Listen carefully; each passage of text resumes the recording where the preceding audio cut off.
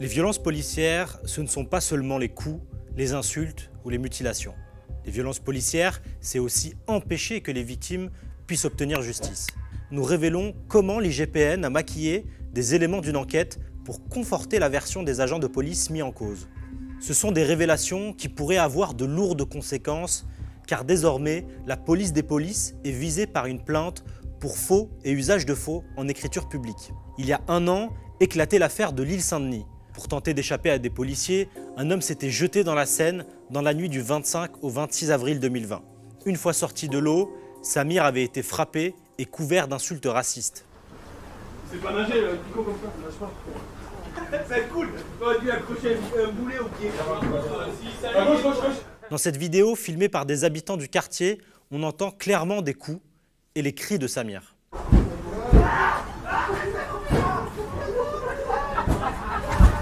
Il y a un an, l'affaire avait fait du bruit.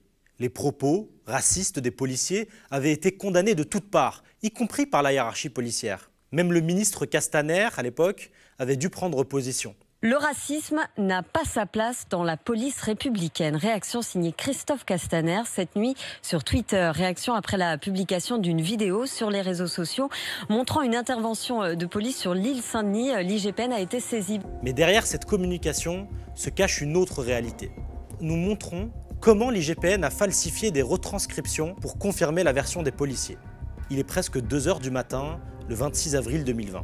Samir vient de sortir de la Seine après s'être jeté dans l'eau pour échapper aux policiers.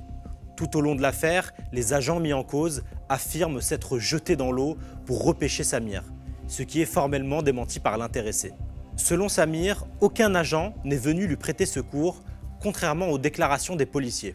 المية بتاخدني وتنزل تجبدني المية صعبة شوية فلما عايز أخرج البوليس يقول لي أنا أقول للبوليس تعالى خدني يقول لي فيها كور لا بلومبري سي قال لي تعالى عشان البلومبري هنا من بعد اللي المية خدتني حدفتنا على الشط على Donc c'est l'eau qui t'a ramené sur la...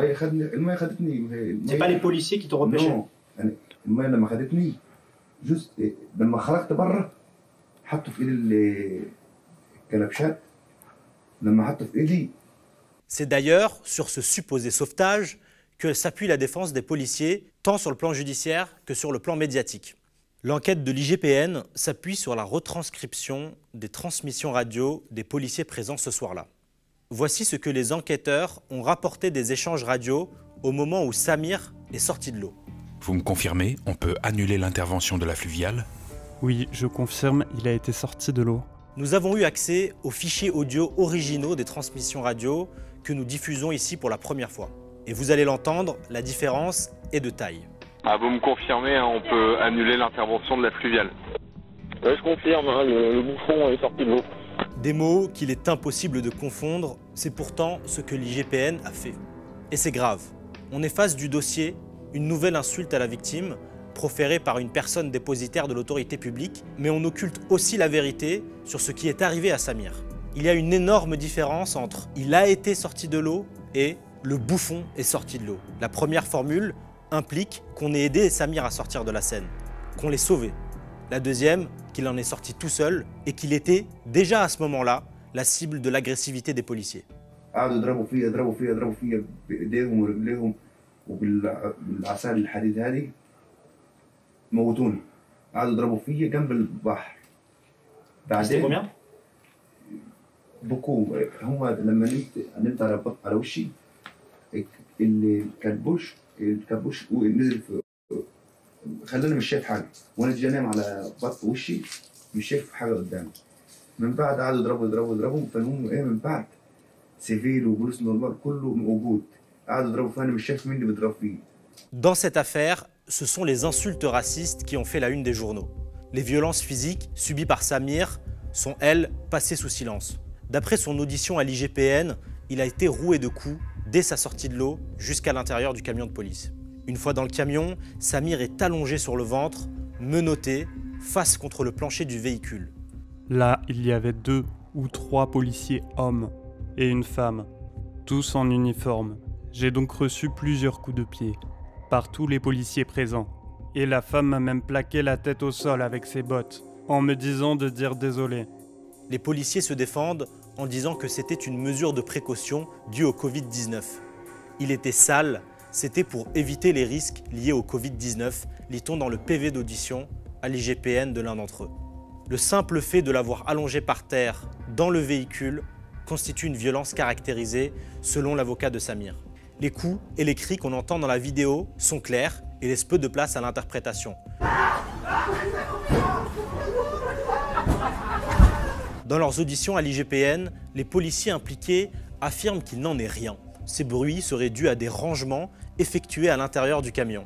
Les bruits sont ceux de collègues qui montent dans leur véhicule ou qui rangent le matériel. Les policiers mis en cause reconnaissent ouvertement avoir proféré des insultes racistes. Ils s'en excusent en rappelant aux enquêteurs la tension du moment et leurs efforts supposés pour sauver Samir.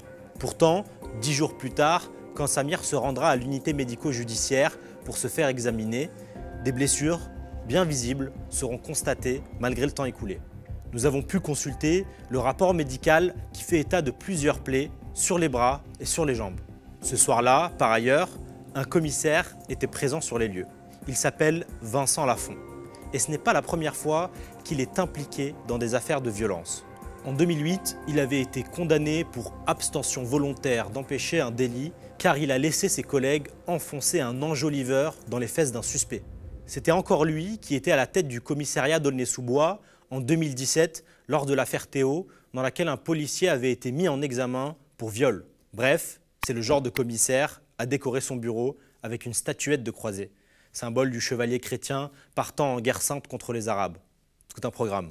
Côté poursuite, l'un des auteurs des insultes racistes doit être jugé au tribunal de Bobigny le 1er juillet. Après une longue bataille judiciaire, l'avocat de Samir, Maître Arié Halimi, a réussi à faire citer 6 policiers pour violence. Le procès devrait avoir lieu en novembre. En ce qui concerne les déclarations des policiers et les maquillages reprochés aux enquêteurs, 2 agents de police et l'inspection générale de la police nationale sont désormais visés par des plaintes pour faux et usage de faux en écriture publique. Depuis 1 an, et malgré l'indignation nationale qu'a suscité cette affaire, la seule sanction qui a été prise, c'est une suspension de 3 jours contre un des policiers. Par contre, pour Samir, ce n'est pas la même histoire. À sa sortie de garde à vue, il s'était vu notifier une OQTF, une obligation de quitter le territoire français. Aujourd'hui, il est retenu dans le centre de rétention administrative du Mesnil-Amelot et risque d'être expulsé du pays.